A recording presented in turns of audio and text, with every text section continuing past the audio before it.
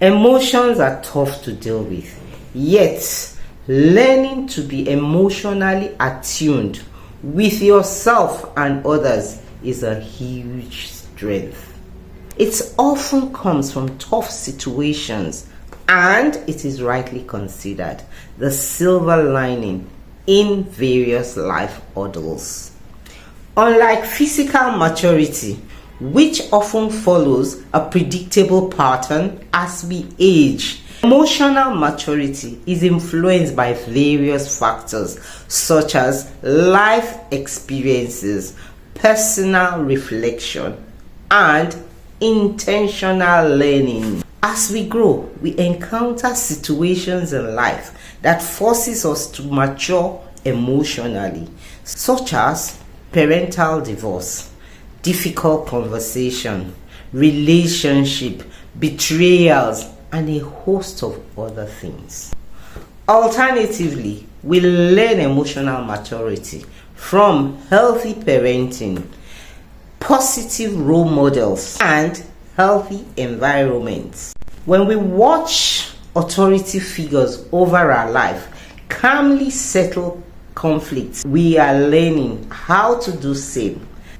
Environments which we grow up can provide for us healthy habits to imbibe.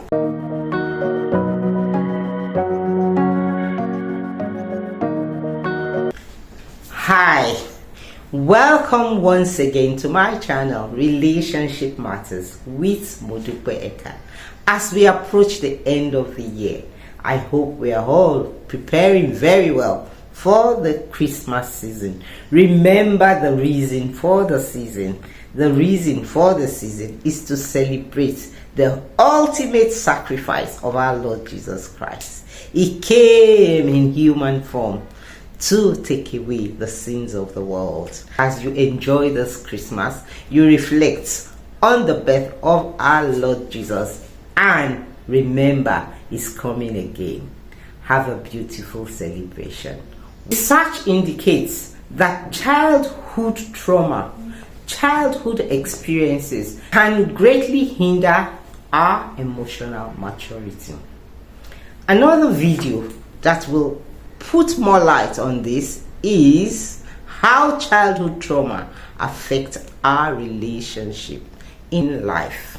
So if you have not watched that video, please go right after now, click on it and watch it. Lack of nurturing, lack of emotional support, lack of positive role model, all can make a person to grow without growing emotionally matured. Traumatic experiences and unstable environment can also contribute to lack of emotional maturity. Parenting styles also plays an important role in emotional maturity. Overprotective parenting or permissive parenting can all hinder emotional growth. A child who is overprotected, for example, does not learn how to face life hurdles. That child misses the valuable experiences of being toughened by life experiences. For example, I was talking to a friend and she told me that the son was on holiday for 3 months and the boy wanted to learn how to barb hair. I said to her, look for a barber in your estate because they live in a big estate. This young man, a boy of 15, went out and got himself a place that he could learn because a friend told her. And later on, about 2 weeks after, I asked, how is the barbering going? My friend said, no, I didn't let him go. The driver is not available to drop him and bring him back. And I said, in the same estate, the driver is not available to drop him and bring him back. He said, yes, I don't like him to enter keke. My children don't enter keke. And I'm like, wow. I had to sit her down and tell her, a boy of 15, big for 15 years old. If you see him, you will think he is 18 years old. And then you are protecting him from the outside world. not letting him to learn how to relate with other people. Just going in the keke, seeing how other people behave, saying hi to them, knowing when to drop, knowing when to come back home, is all contributing to that child's emotional upbringing. But when you overprotect your child, you shield them away from life issues, from necessary things that will have matured them, that would have contributed to their upbringing. Also, when you are too permissive, a parent that is overly permissive, that allows the children everything. If your child wants your car at 12 and you say, okay, you can have it, or you give a child of 10 an Android phone and you are not even putting parental control on that phone, all those are over permissiveness. We have various examples of being over permissive. You allow everything.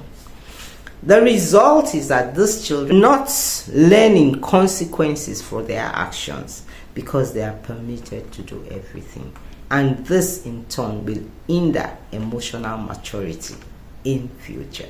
Then will grow up. Certain mental issues such as personality disorder or depression can hinder emotional growth. Such condition can hinder a person from regulating their emotion or their ability to empathize with others. Social and cultural factors can affect our emotional maturity. In societies like ours, societal expectations where men are expected not to reveal their emotion, they are supposed to suppress their emotions. Man that when he's in pain, he's not allowed to cry. When he's hurt, he's not allowed to feel his emotion. This makes them to be emotionally unavailable at times. It can have a negative impact on their emotional maturity. Childhood trauma can hinder emotional maturity. People may get stuck at the age when the emotional abuse occurred. For example, somebody was raped at an age of maybe 7. That child, if not properly taken care of and allowed to go through the necessary therapy under guidance, maturity of that child's emotional development may be stopped at that age. She grows up feeling afraid. She grows up not trusting anybody, and she is stuck with that consciousness, reality, and that is the experience she has experienced. So we need to take care of children's trauma and make sure we debrief them.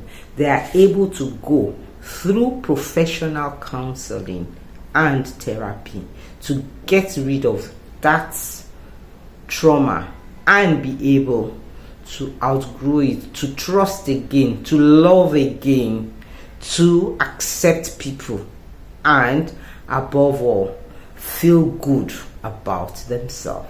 When a child experiences trauma and is not properly taken care of, they may develop a defense mechanism. That defense mechanism that they develop at that age is what they will exhibit throughout their life. Of self-reflection. Emotional maturity involves ability to reflect on one's thoughts, behavior, and feelings.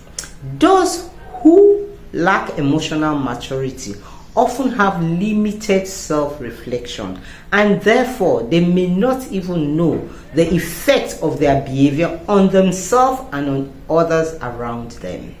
They usually resist feedback and become defensive when confronted with their shortcomings. Difficulty in handling criticism. People with low emotional maturity often find it very hard to accept criticism. They usually become defensive, abusive, and offensive when you criticize them. They react with anger and hostility when you make a constructive criticism or they totally dismiss your criticism. They find it very difficult to separate their self-worth from external evaluation and view criticism as personal attack. They engage in finger pointing. They blame others for their misfortune or anything that happens to them. They find it very difficult to accept responsibility, even for situations they are fully involved in and was fully orchestrated by them. People with low emotional maturity have the tendency to blame others for their mistakes and misfortune. Most often, people who are emotionally immature find it difficult to calmly resolve issues, and this can be frustrating to other parties involved and can affect the already delicate and fragile situations. Understanding the reason behind people's emotional immaturity can help you to be compassionate when dealing with them, and this would help you to maturely deal with them and be able to handle such fragile moments. Now that we have dealt in details with some of the important signs of emotional maturity, next time we would look at how to handle our partners or relationships with people that are having emotional immaturity. Until I come your way another time, remember, Jesus is the reason for this season. As a gift of Christmas to me, please subscribe, share, leave a comment. I'll be so happy to read a comment from you. Thank you for always watching. Bye. See you next week.